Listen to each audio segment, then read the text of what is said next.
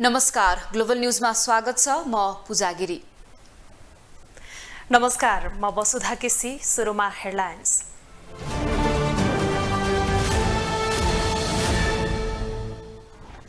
दोस्रो पटक राष्ट्रपति कार्यालय पठाइएको नागरिकता विधेयक अझै प्रमाणीकरण भएन। राष्ट्रपतिको अन्योलता कायमै। समानुपातिक निर्वाचन प्रणाली दुरुपयोग गर्दै दलहरू, शीर्ष नेताहरूको हस्तक्षेपकारी भूमिकाले प्रणालीमाथि नै प्रश्न। काठमाडौँको गोठाटारमा भएको गोलीकाण्डमा संलग्नको खोजी कार्य जारी। पेशेवर सुटर प्रयोग भएको हुन सक्ने आशंका।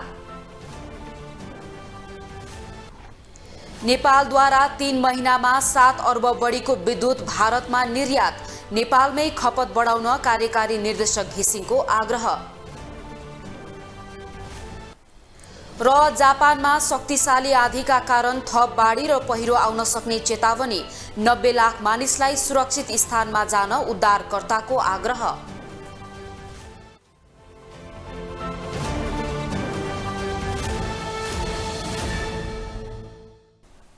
ग्लोबल न्यूज अब विस्तारमा।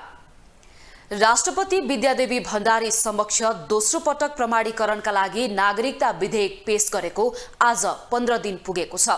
भदौ 20 गते सभामुख अग्निप्रसाद सापकोटाले प्रमाणित गरेर पठाएको नागरिकता ऐन संशोधन गर्ने विधेयक संविधानत मंगलबारसम्म प्रमाणीकरण भइसक्ने भए पनि राष्ट्रपति कार्यालयमा नै थन्किएर बसेको हो। संविधानको धारा 113 को 4 ले पुनः विचारका लागि फिर्ता पठाएर फेरि प्रमाणीकरणका लागि पेश भएको विधेयक रोक्ने संवैधानिक अधिकार राष्ट्रपतिलाई नभए पनि त्यसपछि के हुन्छ भन्नेमा अन्यल छ। राष्ट्रपति कार्यालयका अनुसार राष्ट्रपति विद्यादेवी भण्डारी विधेयकमाथि आफूले राखेको अडानप्रति यथावत रहेको जनाइएको छ। निलम्बित प्रधान न्यायाधीश चोलेन्द्र शमशेर जबराको बचाउमा के एमाले लागेको हो भन्ने प्रश्न उठिरहेका बेला एमाले अध्यक्ष केपी शर्मा ओलीले केही दिन अघि मात्र सत्ता पक्षले महाभियोग निष्क्रिय पारिदिएको जिकिर गर्नुभयो। अर्थात् जबरा अब सर्वोच्च जान सक्छन् भन्ने उहाँको आशय थियो। तर सरकार र बार भने जबरालाई सर्वोच्च छिर्न दिने पक्षमा छैन। एमालेले पनि आफूहरू जबराको बचाउमा नरहेको दावी गरेको छ। त्यसो भए ओलीले किन त्यसो जिकिर गर्नुभयो त? पछिल्लो घटनाक्रममा एमालेको लाइन के हो त? निलम्बित प्रधान न्यायाधीश चोलेन्द्र शमशेर जबरा नेतृत्वको संवैधानिक इजलासले 2078 असार 28 गते परमादेश जारी गरी तत्कालीन विपक्षी दलका नेता शेरबहादुर देउवालाई बालवाटार र तत्कालीन प्रधानमन्त्री केपी शर्मा ओलीलाई बालकोट बारदली पुर्याइदिएको थियो। प्रधान न्यायाधीशको नेतृत्वमा संवैधानिक इजलास रहने हुँदा अहिले पनि जबराले परमादेश जारी गर्नु उचित रहेको दावी गर्ने गरेका छन्। त्यसो हुँदा त सबैभन्दा बढी दुखी र जबरादेखि रिस तत्कालीन प्रधानमन्त्री ओली र एमालेलाई उठ्नुपर्ने हो। तर त्यस्तो देखिँदैन। एमालेले त जबरा विरुद्ध महाभियोग ल्याउनु नै गलत रहेको दावी गर्दै आएको छ। जबरालाई महाभियोग परमादेश पाएर सरकार बनाउनेहरूले ल्याएनन् मात्रै महाभियोग अलपत्र पनि पारिदिएका छन्, जसले गर्दा जबरा न उठ्नु न बस्नुको अवस्थामा छन्। यता एमाले अध्यक्ष ओलीले भने जबरालाई सहज हुने अभिव्यक्ति दिँदै हिँडेका छन्। आखिर आफूलाई सत्ताबाट हटाउन सेटिङमा परमादेश जारी भएको दावी गर्ने गरेका ओली किन एकाएक लागे जबराको बचाउमा? संसदको प्रतिनिधि, सर्वोच्च प्रतिनिधि संस्थाको सरकार बनाउने, हटाउने, परिवर्तन गर्ने अर्थात् प्रधानमन्त्री निर्वाचन गर्ने, हटाउने अधिकार अन्यत्रै कतैबाट प्रयोग गर्नुपर्छ भन्ने संवैधानिक व्यवस्था कहाँ छ? नभएको संवैधानिक व्यवस्थाको प्रयोग गरेर, संविधानको उल्लङ्घन गरेर, संविधानको उल्लङ्घन गराएर अहिले त सतासुल्ल भइसक्यो नि कस्ता कस्ता सेटिङ भएका थिए, के भएका थिए। सत्ता पक्षले गणितीय खेल र षड्यन्त्र त्यसमा पनि बनिराख्यो। दुःखको कुरा हो। र हिजो संसदको अधिवेशन सिद्धियो। अधिवेशन मात्रै सिद्धिएन, यो संसदको कार्यकालै सिद्धियो। यसो भइसकेपछि त्यो महाभियोगको प्रस्ताव पारित भयो। दर्ता भयो र पारित भएन भने त्यो पारित भएन भनेपछि त कुरा सिद्धियो। त्यसमा सत्ता पक्षले उहाँलाई सफाई दियो, विलम्ब गरेर सफाई दियो। के एमाले जबरालाई बोकेकै हो त? यो प्रश्नमा भने एमाले चोलेन्द्रलाई बोक्यो एमाले भन्नु गलत रहेको जुकिर गर्छ। एमाले न्यायालयको गरिमा, स्वतन्त्रता र स्वच्छता कायम राख्न र बचाउन उभिएको दाबी गरेको छ। चोलेन्द्र शमशेरलाई एमाले बोक्यो भन्ने कुरै प्रस्थानमै गलत छ। हामी कुनै शमशेरलाई बोकिरहेको छैन। एमाले यति कुरा बुझ्छ। त्यसैले कुनै पात्रको पक्षमा एमाले होइन। हामी न्यायालयको स्वच्छता, न्यायालयको स्वतन्त्रता, न्यायालयको निष्पक्षता र न्यायालयप्रतिको जुन चाहिँ भावना, जनताप्रतिको जुन दृष्टिकोण, यो बचाउन हामी चाहन्छौँ।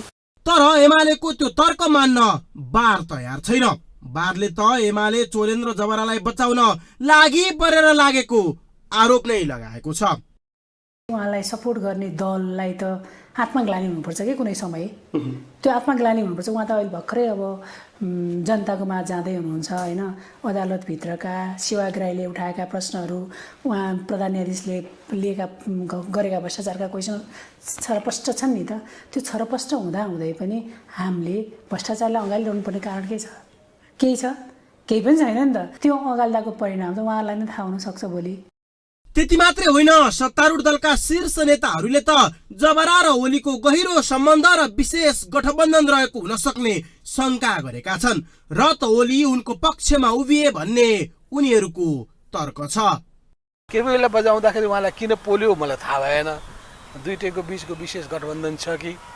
तर अरू जे भए पनि जबराले न्याय नपाएको भने पक्का हो। संसद नरहेको अवस्थालाई टेकेर जबरा सर्वोच्च फर्कन कोसिस गरिरहेका छन्। तर एकातिर सरकारले उनलाई नजरबन्दमा राखेको छ भने अर्कोतिर बार लगायत कानुन व्यवसायहरू जबरालाई सर्वोच्च छिर्न दिने पक्षमा छैनन्। त्यस्तै महाभियोग बारे अन्तिम र आधिकारिक निर्णय गर्नुपर्ने संसद सचिवालय पनि केही थाहा नपाए जसरी मौन भएर बस्दा जबरा थप अन्यायमा परेका छन्। त्यसो त यो विवाद र समस्याको निरूपण गर्न कोही कसैले पनि अग्रसरता देखाएका भने छैनन्, जसले गर्दा जबरा सर्वोच्च आउन खोजिरहने र सरकार र बार उनलाई रोक्न खोज्ने र रोकिरहने श्रृङ्खला चलिरहने देखिन्छ, जसले न्यायालयमाथिको विश्वास गिराउने पक्का छ। क्यामेरामा गणेश पूर्वछाने मगरका साथमा विकास आचार्य, काठमाडौँ। प्रत्यक्ष निर्वाचन प्रणालीले अल्पसंख्यकको प्रतिनिधित्व गर्न नसक्ने भन्दै नेपालमा समानुपातिक निर्वाचन प्रणालीको सुरुवात भयो। नयाँ संविधान बनेपछि समानुपातिक निर्वाचन प्रणालीको सुरुवात भएको भए पनि जुन मकसदका साथमा यो प्रणालीको सुरुवात भएको थियो त्यो भने हुन सकेको देखिएको छैन। समानुपातिक छनौट प्रक्रियामा शीर्ष नेताहरूको हस्तक्षेपकारी भूमिका देखिएको छ, जसका कारण प्रणालीबारे नै प्रश्न उठ्न थालेको छ। नेपाल एक प्रजातन्त्र, लोकतन्त्र र गणतन्त्र भएको मुलुक हो। 2007 सालदेखि 2079 सालसम्म आइपुग्दा नेपालमा विभिन्न राजनीतिक पार्टीले आफ्नो सरकार गठन गरे। 104 वर्षीय जहानीय राणा शासनको अन्त्यपछि नेपालमा जनताको मतबाट सरकार गठन गर्ने प्रक्रिया प्रारम्भ भयो, अर्थात् निर्वाचन प्रणाली मार्फत देशको कार्यकारी पदमा जाने बाटो खुल्यो। अहिले मुलुक 2072 सालको संविधानमा टेकेर अगाडि बढिरहेको छ, जसको निर्वाचन प्रणालीमा प्रत्यक्ष र समानुपाती गरेर प्रदेश र सङ्घको जनप्रतिनिधि बन्न पाउने व्यवस्था छ। प्रत्यक्षतर्फको चुनावले अल्पसंख्यकको प्रतिनिधित्व हुन नसकेको भन्दै नेपालमा समानुपातिक निर्वाचन प्रणालीको पनि सुरुवात भएको थियो। तर समानुपातिकमा शीर्ष नेताहरूले आफू अनुकूल व्यक्ति चयन गर्ने र जुन प्रयोजनले समानुपातिक प्रणाली ल्याएको हो त्यस विपरीत समानुपातिक मनोनयन हुने क्रम बढेको छ, जसका कारण यो प्रणालीमाथि नै प्रश्न उठ्न थालेको छ। आफूलाई सजिलो हुने राजनैतिक सङ्गठन गर्नु या व्यक्ति प्रभाव बढाउनु सजिलो हुने किसिमको चाहिँ बनायो। त्यो चाहिँ मुलुकको निमित्त सुहाएन भन्ने मेरो कुरा हो। मुलुकको निमित्त चाहिँ त्यसले दूरगामी असर पारिराखेको छ र अझै अस्थिर राजनीति, बटुलिएको राजनीति अहिले पनि व्याप्त छ। त त्यो के को उपज हो भन्दाखेरि प्रतिनिधित्व प्रणाली, जनआदेशको चाहिँ दुरुपयोग र जनआदेशमा चाहिँ नि जस्तो किसिमको व्यवस्था हुनुपर्ने त्यो व्यवस्था नभएकोले यो भएको। मेरो विचारमा त जति पनि राजनैतिक विशृङ्खलता ल्याइरहेछ यो समानुपातिको प्रबन्धले हो। समानुपातिक आवश्यक थिएन, प्रत्यक्ष निर्वाचन गरिदिने, सजिलो निर्वाचन गरिदिने, डाइरेक्ट जनमतबाट आउने, योभन्दा त तपाईँको चाहिँ नि 2047को संविधानको प्रावधानहरू नै राम्रो थियो नि। अहिलेको चुनाव प्रणालीमा राजनीतिक दलका शीर्ष नेताहरूको मनोमानी भएको स्पष्ट छ। आफ्ना नजिकका नातेदारदेखि स्वार्थ समूहलाई समेत समानुपातिक प्रणाली मार्फत सांसद बनाउने परम्परा जस्तै बनिसकेको छ। अझ चुनाव हार्ने डर भएका शीर्ष नेताहरू नै समानुपातिक उम्मेद्वार बन्ने क्रमको समेत सुरुवात भएको छ। आसन्न चुनावका लागि दलहरूले बुझाएको समानुपातिक उम्मेद्वारको बन्द सूचीले समेत त्यस्तै संकेत गर्छ। राजनीतिक बुझेकाहरू पनि देशका शीर्ष नेताहरूले संविधान र प्रणालीलाई आफू अनुकूल प्रयोग गरेको स्वीकार गर्छन्।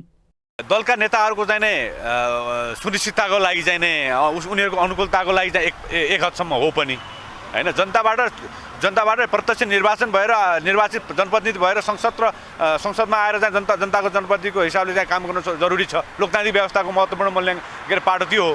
तर चाहिँ बिस्तारै नेपालका राष्ट्रिय राजनीतिक दलहरूप्रतिको जुन एउटा फ्रस्ट्रेसन छ नेपाली जनतामा, त्यो नेपाली जनतामा भएको फ्रस्ट्रेसनले हाई लेभलका नेताहरूलाई जनतामा जान सिक्ने स्थिति छैन। त्यो भएको हुनाले समानुपातिक हिसाबमा आफ्नो सुनिश्चितताको लागि पनि उहाँको चाहिँ अनुकूलतामा यो खेलिरहेको हो हैन। त खेलिरहेको हो र आफ्नो अनुकूलता र आफ्ना चाहिँ आसेपासेहरू आफ्ना यसम्यानहरूलाई विभिन्न किसिमका आर्थिक चलखेल मात्र करोडौँको लेनदेनको हिसाब किताब भइरहेको छ। यो लोकतान्त्रिक व्यवस्थामा समानुपातिक निर्वाचन प्रणालीको चाहिँ विषयलाई घुसाएर यो अप्रजातान्त्रिक अलोकतान्त्रिक परिपाटी जुन राष्ट्रिय राजनीतिक दलले गरिरहेछन् यसको लागि सबै नेपाली जनताले खबरदारी गर्नुपर्छ भन्ने मेरो अर्को चाहिँ एउटा चाहिँ यसै प्रश्न हो राजनीतिक दलका नेताहरूलाई। यता नागरिक पनि अहिलेको प्रणाली नेतामुखी भएको र जनमुखी नभएको बताउँछन्। यो समानुपातिक नै चाहिए होइन यो देशलाई, खास गरी भन्दा चाहिँ समानुपातिक यी नेताहरूले चाहिँ आफ्नै मान्छे घुसाउन, आफ्नै मान्छेले जिताउन त्यसैको लागि राखे हो। नत्र भने पहिला राणाकालमा नि थिएन, प्रजातन्त्र अरूमा नि थिएन। यिनीहरूले आफ्ना मान्छे घुसाउने र कसरी माथि जाने र कसरी लुट्ने त्यही मात्रैको हो। यो समानुपातिक मेरो लागि चाहिँ ठिक छैन।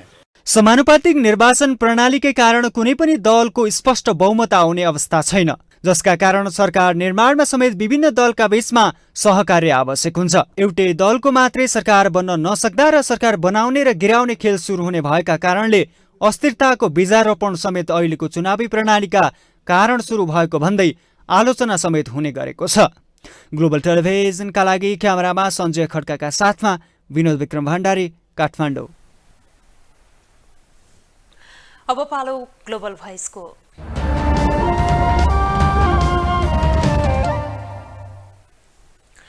आम निर्वाचन नजिकिँदै जाँदा नेपालको निर्वाचन प्रणालीमाथि बहस छिडिएको छ।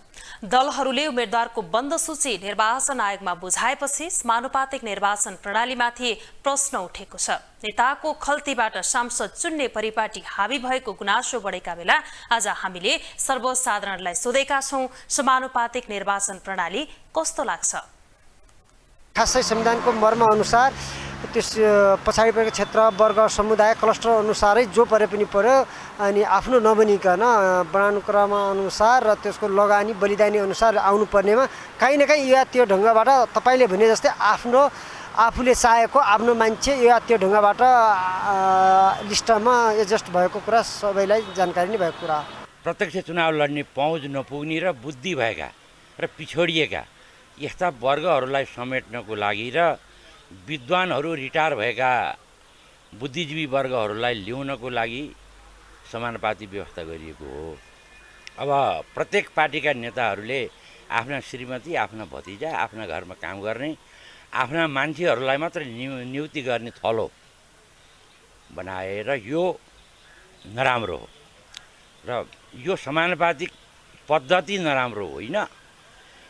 यसलाई व्यवहारमा जुन उतार्नु पर्थ्यो नेताहरूले, यिनले गल्ती गरे र यो अहिले चाहिँ म नराम्रो देख्छु। तर समानुपातिक व्यवस्था चाहिँ नराम्रो होइन। प्रत्यक्ष जति चुनावबाट आउँछन् ती मान्छे मात्रै ठिक हो। समानुपातिकले के गर्ने हो र? खालि देशको भत्ता खाने, हाम्रो कर तिरेको पैसा खाने मात्रै हो। यो कुनै राम्रो होइन। त्यहाँ माथि नि यी बुढा जति सबै पाखा लगाउनुपर्छ। यो बुढालाई दिएर काम छैन। यिनका बुद्धि नै ड्यामेज भइसक्यो। अब हाम्रो ड्यामेज भयो, अब तिनीहरूको हुँदैन। अब त्यो राख्नु नै बेकार हो। युवा केटाहरू छानेर नेताहरूले चाहिँ युवालाई दिनुपर्ने काम यो भएन। यो समानुपातिक ठिक छैन हाम्रो लागि, यो राम्रो होइन। यी बुढाहरूलाई पार लाउनुपर्छ कि। सठिक मान्छे हुनु पर्यो होइन, राम्रो मान्छे आउनु पर्यो, अलिकति एडुकेटेड हुनु पर्यो, अलिकति बुझेको हुनु पर्यो। त्यो बुढाबुढीको अहिले काम छैन, त्यो बुढाबुढीको सबै खत्तम गरे हुन्छ। नयाँ आउनु पर्यो, नयाँ जेनेरेसन आउनु पर्यो। एज ए इक्जाम्पल तपाईँलाई दिन्छु, बालेन जस्तो काम गरिरहेछ, जस्तै हर्क सम्पाङ त्यसरी काम गरिरहेछन्, त्यस्तो अलि यङ जेनेरेसन आउनु पर्यो।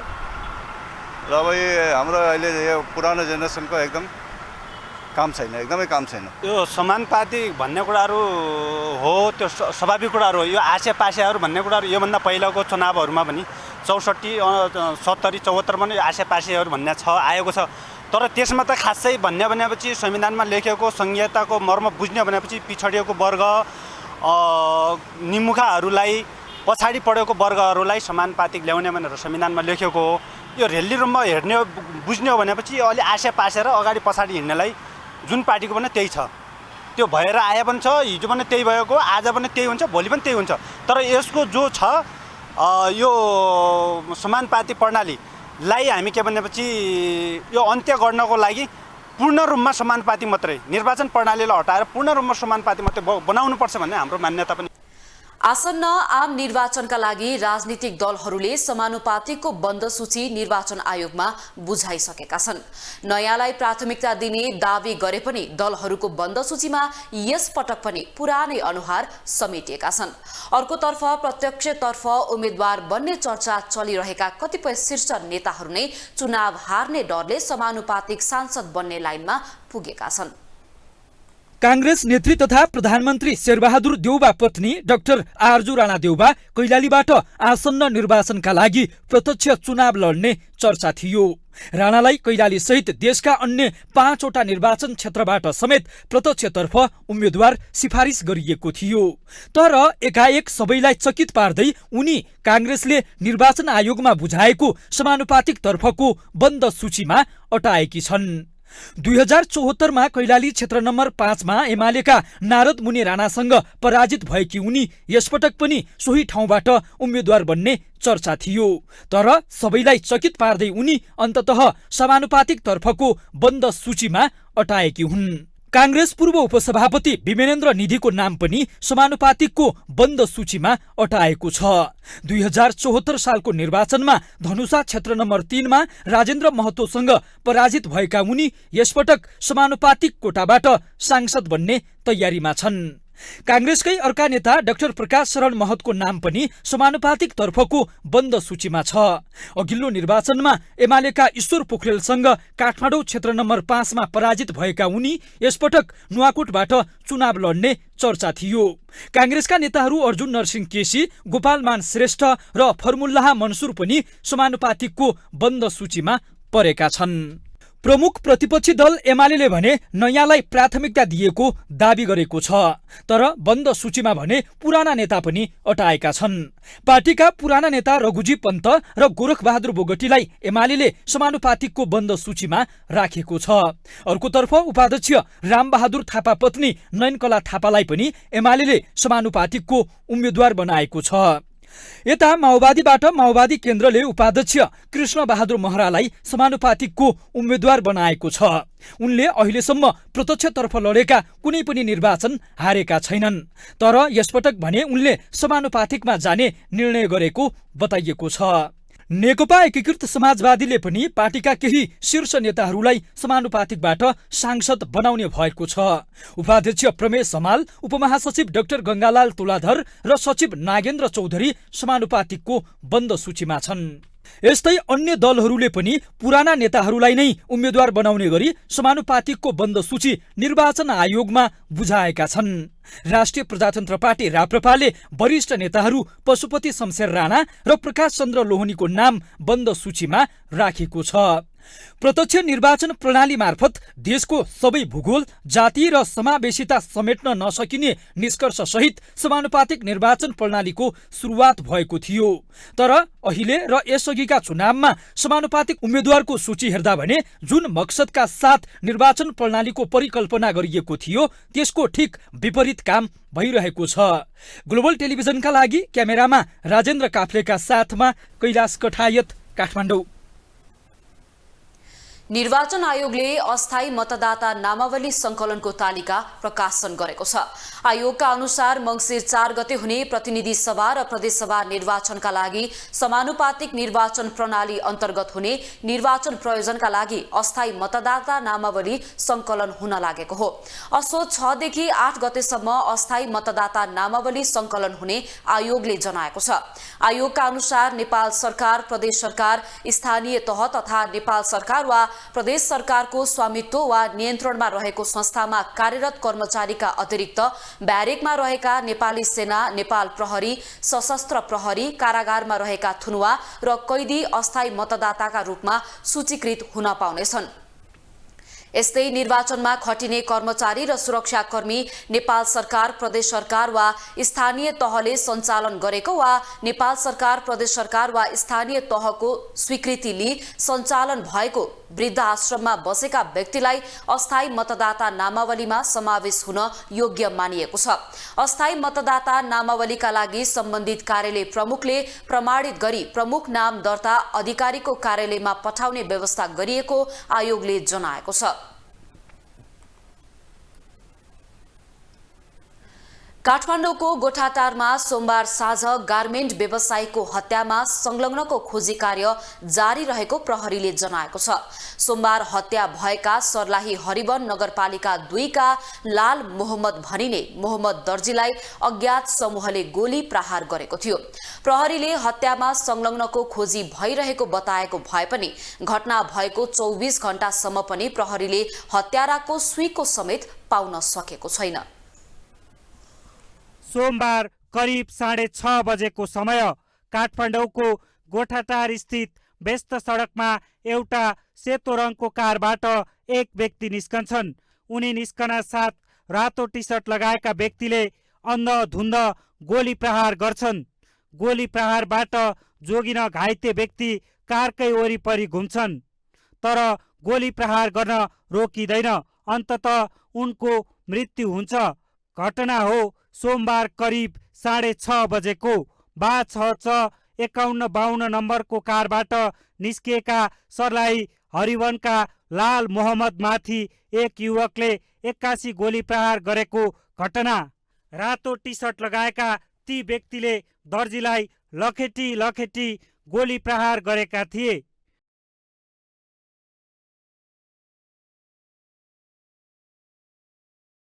परिवारका सदस्यले देखेर प्रतिवाद गर्न खोजेपछि आक्रमणकारी त्यही पिस्तोल छाडेर भागेका थिए। अब गोली प्रहार पिस्तोलबाटै भएको पनि पिस्तोल हुनु, गोली प्रहार हुनु, गोलीको खोकाहरू पनि देखिनुले पुष्टि नै हुन्छ। अब यहाँसम्मको स्थिति छ। अब यसबाट अनुसन्धान गर्दै अब यसका तथ्यहरूतर्फ जान पर्छ। यो लिङ्क इस्टाब्लिस गर्नको लागि व्यक्ति, हतियार, गोली र त्यो घटना घटाउने व्यक्ति, एउटा मृतक व्यक्ति र अर्को घटना घटाउने व्यक्तिहरूको यसको सम्पूर्णमा एउटा एनालिसिस चाहिँ हुन्छ। प्रहरीका अनुसार दर्जी सोमबार साँझ चाबहिलबाट साथी रामप्रसाद गौतमसँगै गोठाटार स्थित आफ्नो गार्मेन्टमा फर्किएका थिए। उनको गाडी जब गार्मेन्ट सामुन्नेको सडकमा रोकियो, उनी ढोका खोलेर ओर्लिए। त्यही बेला उनीमाथि अपरिचित आक्रमणकारीले गोली चलाए, तर फायर मिस हुन पुग्यो। आत्तिएका उनी गाडीको आड लिएर भाग्न थाले, तर आक्रमणकारीले पिछा गरिरह्यो। गाडीको चक्कर लगाउने क्रममा आक्रमणकारीले दर्जीको घुँडामा फायर गर्यो। चोटका कारण उनी त्यहीँ ढले। आक्रमणकारीले टाउको र छातीमै फायर खोल्यो। त्यही बेला दर्जीका परिवारका सदस्य आएपछि आक्रमणकारी फरार भए। प्रहरीका अनुसार दर्जीको टाउकोमा 2 छातीमा र घुँडामा एक-एकवटा गोली लागेको छ। घाइते उनलाई उपचारका लागि तत्काल शङ्खरापुर स्थित अस्पताल लगिएको थियो, तर उनको अवस्था गम्भीर देखिएपछि महाराजगञ्ज स्थित शिक्षण अस्पताल लगिएको थियो। उपचारका क्रममा उनको मृत्यु भएको हो। अहिले अब भर्खरै घटना घटेको अवस्थामा उहाँहरू चाहिँ ट्रमामा पनि हुनुहोला परिवारका सदस्यहरू, तर पुलिसले आफ्नो अनुसन्धान गरिराखेकै छ। प्रहरीको प्रारम्भिक अनुसन्धानका क्रममा दर्जीको हत्या योजनाबद्ध रूपमा भएको देखिएको छ। हत्यामा संलग्न व्यक्ति घटनास्थल नजिकै रहेको एक होटलमा भदौ 30 गतेदेखि नै बसेको देखिएको प्रहरी स्रोतले बताएको छ। नजिकैको होटलमा एक भारतीय नागरिक बसेको देखिएको र उनले नै हत्या गरेको हुन सक्ने आशंका रहेको भए पनि प्रहरीले अहिलेसम्म औपचारिक रूपमा सार्वजनिक भने गरिसकेको छैन। घटनाको सीसीटीभी फुटेजका आधारमा हत्यामा सुटरकै प्रयोग भएको जस्तो देखिएको छ। त्यो देखिन्छ त्यो, किनकि जुन किसिमले लखेडी मारिरहेको छ या तपाईँको जुन किसिमले व्यक्तिमाथि हमला गरेको छ नि उसले, त्यसले गर्दा प्रोफेसनल किलर हो कि या यस्तै किसिमको घटनाहरूमा योभन्दा पहिला इन्भल्भ भएको मान्छेहरू हुन् कि देखिन्छ हेर्दाखेरि त। घटनास्थलबाट एउटा पिस्तोल बरामद भएको छ। मृत्यु भएका व्यक्ति समेत झण्डै 8.5 वर्ष व्यक्ति हत्या अभियोगमा जेलमा बसेको रेकर्ड छ। नक्कली भारतीय नोटको कारोबार र व्यक्ति हत्या अभियोगमा जेल परेर 8 वर्ष 7 महिना जेल बसेका दर्जी करिब 5 वर्ष अघि कारागार मुक्त भएका थिए। प्रहरीले भने हत्यामा संलग्नको खोजी कार्य जारी रहेको बताएको छ। ग्लोबल टेलिभिजनका लागि क्यामेरामा गणेश पूर्व छाने मगरका साथमा अभिषेक सापकोटा, काठमाडौँ। सुदूरपश्चिम प्रदेश सरकारले विपदबाट हुने जनधनको क्षतिमा कमी ल्याउन हवाई उपकरण अर्थात् ड्रोनलाई प्रयोगमा ल्याउने भएको छ। विपद प्रतिकार्य तथा पूर्व तयारीका लागि विपदमा प्रविधिको प्रयोगमा जोड दिँदै प्रदेश सरकारले हवाई उपकरण ड्रोनलाई प्रयोगमा ल्याउन लागेको हो। बाढी, पहिरो र डुबानबाट हरेक वर्ष ठूलो मात्रामा जनधनको क्षति हुन थालेपछि सुदूरपश्चिम प्रदेश सरकारले विपद न्यूनीकरणका लागि प्रविधिको प्रयोग गर्ने भएको छ। विपदको न्यूनीकरणका लागि प्रदेश सरकारले विद्युतीय प्रविधिको उपकरण ड्रोनको प्रयोग गर्ने भएको हो। सुदूरपश्चिममा हालै आएको बाढी तथा पहिरोका कारण ठूलो मात्रामा धनजनको क्षति भएको छ। गत वर्ष पनि विपदबाट दर्जनौले ज्यान गुमाउनुका साथै जनजीवन समेत प्रभावित भएको थियो। यसरी हरेक वर्ष विपदका कारण जनधनको क्षति हुन थालेपछि पूर्व तयारी स्वरूप ड्रोनबाट निगरानी गरिने प्रदेश सरकारले बताएको छ। वास्तवमा यो विपदमा सबैको साथमा छ। यसमा तपाईँहरू सबैलाई हामीले अनुरोध गरेका छौँ। पत्रकार साथीहरू पनि ठुलो सहयोग पुर्याउनु भएको छ र यहाँका शान्ति सुरक्षामा तल्लीन भएका जति पनि सुरक्षाकर्मीहरू हुनुहुन्छ, प्रदेश स्तरीय मात्रै के नहोस्, जिल्ला स्तरीय के नहोस्, सबै मोबिलाइज अवस्थामा छन्। इभन सेनाका पनि मोबिलाइज अवस्थामा छन् र हरेक जति पनि सहयोगी संस्थाहरू जस्तो रेड क्रस लगायत युएन एजेन्सीसँग जोडिएका संस्थाहरू लगायत सबैलाई चाहिँ हामीले तदारुकताका साथ यसमा चाहिँ जसरी सहयोग पुर्याइनु भएको छ, अझ बढी विशेष तरिकाले सहयोग गर्नुहोस् भनेर अपिल पनि गरेका छौँ। विगतमा विपदबाट प्रभावित भएकाहरूलाई समयमै उद्धार गर्न समेत कठिनाई भएको थियो। विपद प्रभावित क्षेत्रको अवस्था पनि बुझ्न अप्ठ्यारो हुने गरेकाले आगामी दिनहरूमा खोज तथा उद्धार र त्यसपछिको राहतको कामलाई तीव्रता दिनका लागि ड्रोनको प्रयोग गरिने भएको हो। यसको प्रयोगले विपदपछिको काममा सघाउ पुर्याउने अपेक्षा गरिएको छ। प्रदेशको आन्तरिक मामिला तथा कानून मन्त्रालयले नेपाल रेडक्रस सोसाइटी, युएनडीपी, युएनएफए लगायतका दात्री निकाय र संस्थाको साझेदारीमा प्रविधिको प्रयोग गर्न थालेको हो। आवश्यक जनशक्ति तथा उपकरणहरूको प्रयोगका लागि क्षमता अभिवृद्धिका विभिन्न कार्यक्रमहरू पनि भइरहेको बताइएको छ। हामीले अलिक सुरक्षित स्थानबाट त्यसलाई म्याप गरेर को कहाँ हुनुहुन्छ, उहाँहरूको अवस्था के छ भनेर थाहा पायौँ भने हामीले अन्दाजको भरमा पनि रेस्पोन्स गर्नु पर्दैन र अब यो राहत वितरण भन्ने कुराहरूको लागि हामीलेसँग उपलब्ध ड्रोनले राहतै बोकेर जान सक्ने अवस्था नहोला, तर ड्रोनहरूको चाहिँ क्षमताहरूमा राहत फर्स्ट एडको बक्सहरू पनि बोकेर जान सक्ने ड्रोनहरू पनि हुन्छ। त्यो पनि प्रदेश स्तरमा या जिल्ला स्तरमा त्यसको व्यवस्थापन गर्न सक्यो भने हामीले भोलि राहत वितरणको लागि पनि प्रयोग गर्न सक्यौँ, मेडिकल इभ्याकुएसनहरूको लागि पनि प्रयोग गर्न सक्ने अवस्था हुन्छ। त्यसको लागि पनि यो तालिमले चाहिँ चलाउने प्रक्रिया लगभग त्यही हो। त्यो कारणले हामीले यो तालिमले चाहिँ त्यसमा पनि सहयोग गर्छ भन्ने हाम्रो विश्वास छ। सुदूरपश्चिम प्रदेश बाढी पहिरो लगायत विपदका घटनाको उच्च जोखिममा छ। प्रदेश सरकारले मानवीय क्षति कम गर्ने उद्देश्य सहित प्रविधिको प्रयोगमा ध्यान दिइरहेको छ। मानवरहित हवाई उपकरणले बाढी प्रभावित क्षेत्रमा उद्धार तथा राहतका लागि सघाउ पुग्ने विश्वास गरिएको छ। ग्लोबल टेलिभिजन एचडीका लागि कैलालीबाट श्रवण देउबाको रिपोर्ट।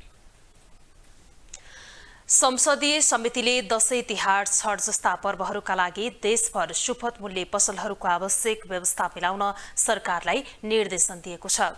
संघीय संसद राष्ट्रिय सभा अन्तर्गतको दिगो विकास तथा सुशासन समितिको बैठकले सरकारलाई यस्तो निर्देशन दिएको हो।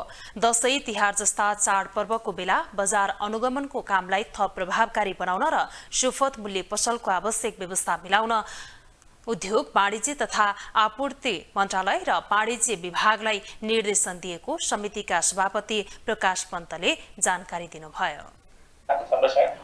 उद्योग वाणिज्य तथा आपूर्ति मन्त्रालयका तर्फबाट वाणिज्य उपभोक्ता संरक्षण विभाग छ। म यो चाडबाडहरूको सन्दर्भमा सम्बन्धित अब यो अवधिमा चाहिँ अरू थप जनशक्तिहरू पनि उपलब्ध गराएर प्रविधिहरूलाई पनि जुटाएर बजारको साइज अनुसार थप अनुगमनहरू गर्ने कुराहरूलाई त्यसपछि आएर बजारलाई थप अनुगमन र बजारमा थप यो सुपथ मूल्य पसलका कुराहरू पनि उठेका छन् र स्वास्थ्य सचेतनका कुराहरू पनि उठेका छन्।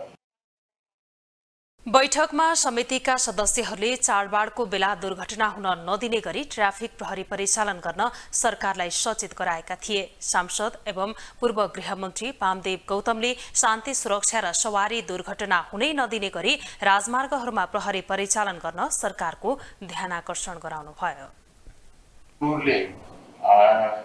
अब यो ट्राफिक नियमलाई उल्लङ्घन गरेको छ कि छैन हेरेर कडाई गर्न पर्यो। मुलाही चाहिँ घर नै हुँदैन यस्तो अवस्थामा। अर्को ठाउँका चाहिँ चौकीहरूले त्यो गरून् भनेर भनिएछ। समितिकी अर्का सदस्य नन्दा चापाईले सवारी दुर्घटनाबाट नागरिकको जीवन जोगाउनका लागि सरकारले गाडी चालकहरूलाई आवश्यक तालिमको व्यवस्था गर्नुपर्ने बताउनुभयो। जब गाडी बिग्रियो अर्को गाडी बोलाउनु पर्यो। त्यो चौकीले निगरानी गरेर अर्को गाडी नपाए पनि बरु त्यो भएको जति भाडा हो तिम्रो लैजाऊ भनेर प्यासेन्जरलाई पैसा फिर्ता दिए अर्को गाडीमा जान्थे। तर दुर्घटना भए पनि त्यो पैसाको लागि त्यो गाडी बिग्रे पनि धकेल्ने परिपाटी यसको अन्त्य गर्नुपर्छ भन्ने लाग्छ। समितिका सदस्यहरूले कालाबजारी नियन्त्रण गर्न सरकारले अनुगमनको कामलाई प्रभावकारी बनाउनु पर्नेमा जोड दिएका थिए।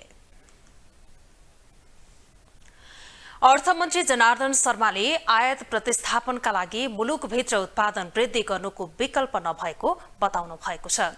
मंगलबार काठमाडौँमा भएको निक्षेप तथा कर्जा सुरक्षण कोषको 49औं वार्षिकोत्सव कार्यक्रममा बोल्दै मन्त्री शर्माले यस्तो बताउनु भएको हो। उहाँले सरकारको मुख्य उद्देश्य आयात प्रतिस्थापन र व्यापार घाटासँग भएको भन्दै कृषि क्षेत्रको उत्पादन वृद्धि र कृषिलाई उत्पादित वस्तुलाई आन्तरिक बजार मात्रै नभएर अन्तर्राष्ट्रिय बजारमा समेत निर्यात गर्न सक्नुपर्ने बताउनुभयो। मन्त्री शर्माले नेपाली उत्पादनमा वृद्धि गरी विदेशमा निर्यात बढाउनका लागि बैंक तथा वित्तीय संस्थाका लगानी उत्पादन उद्योगमा बढाउन आवश्यक रहेको बताउनुभयो। औद्योगिक क्षेत्रमा लगानीको अभावका कारण धाराशायी हुने अवस्था आएको भन्दै उद्योगलाई सरकारले संरक्षण गर्ने मन्त्री शर्माको भनाइ छ।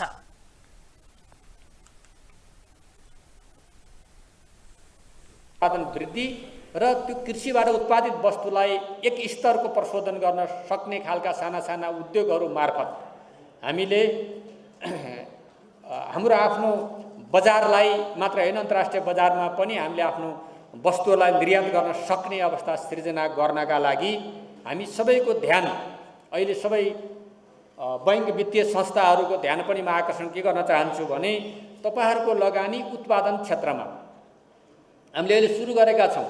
औद्योगिक क्षेत्र उत्पादन क्षेत्रलाई 2% कममा ब्याज दरमा दिनुपर्छ भन्ने पनि नीति छ। त्यो प्रारम्भिक 1 करोड भनेर गरिएको छ, त्यसलाई पनि संशोधन गर्नुपर्ने छ, त्यसले पुग्दैन।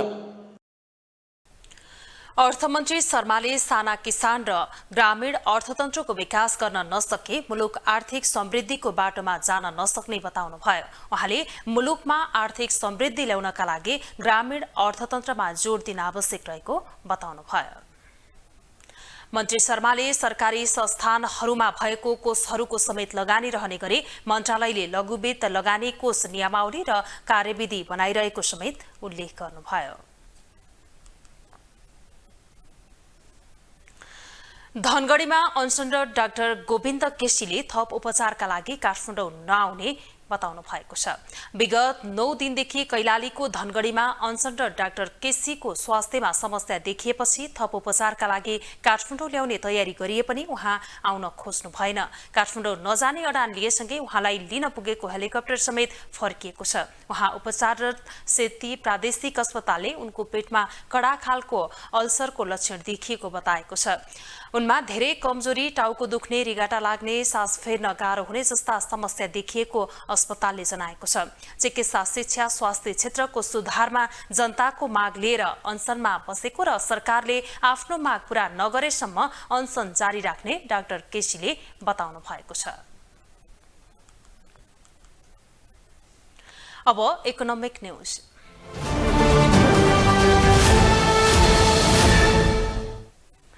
नेपाल विद्युत प्राधिकरणका कार्यकारी निर्देशक कुलमान घिसिङले प्राधिकरणको विद्युत निर्यात गर्ने उद्देश्य नभएको बताउनु भएको छ। मंगलबार काठमाडौँमा आयोजित एक कार्यक्रममा बोल्दै प्रमुख कार्यकारी निर्देशक घिसिङले यस्तो बताउनु भएको हो।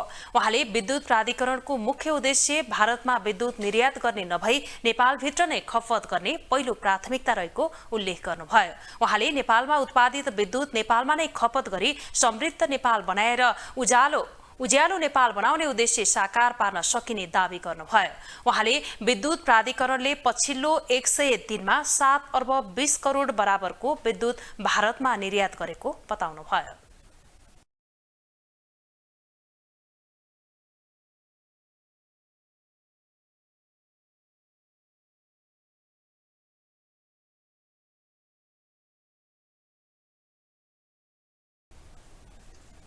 अब इन्टरनेशनल न्यूज।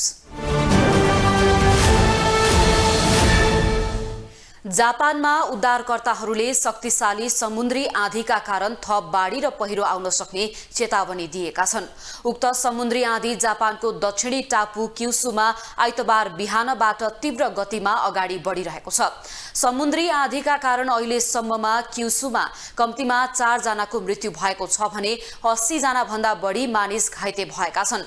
यसअघि आँधीको प्रकोपबाट जोगिन 90 लाख मानिसलाई सुरक्षित स्थानमा जान आग्रह गरिएको थियो। उक्त शक्तिशाली समुद्री आँधीका कारण 234 किलोमिटर प्रति घण्टाको वेगमा हावाहुरी चलिरहेको छ। यस्तै जापानको राजधानी टोकियोमा पनि ठूलो वर्षा भएको छ। टोकियोमा बुलेट रेल सेवा र सयौं उडानहरू रद्द भएका छन्। उक्त आँधी जापानको मुख्य टापु होन्सु हुँदै बुधबार पुनः समुद्रमा छिर्ने पूर्वानुमान गरिएको छ।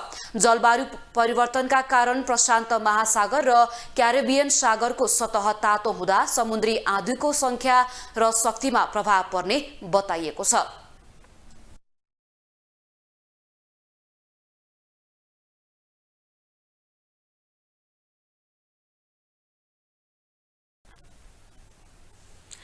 ग्लोबल न्यूज अन्त्यमा अहिलेसम्मका हेडलाइन्स पुनः एकपटक।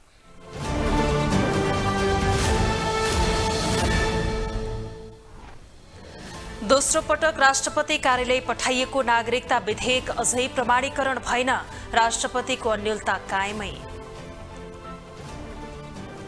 समानुपातिक निर्वाचन प्रणाली दुरुपयोग गर्दै दलहरू शीर्ष नेताहरूको हस्तक्षेपकारी भूमिकाले प्रणालीमाथि नै प्रश्न।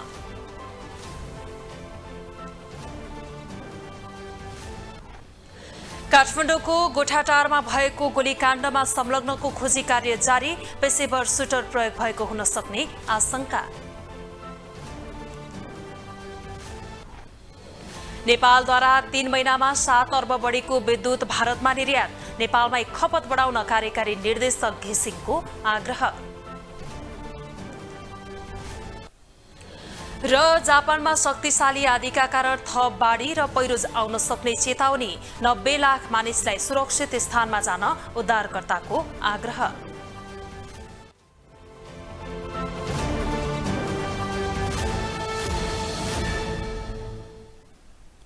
ग्लोबल न्यूज अहिलेलाई यति नै। ग्लोबल टेलिभिजन तपाईँ फेसबुक तथा युट्युबमा पनि प्रत्यक्ष हेर्न सक्नुहुनेछ। ग्लोबल टेलिभिजन हेर्दै गर्नुहोला। नमस्ते।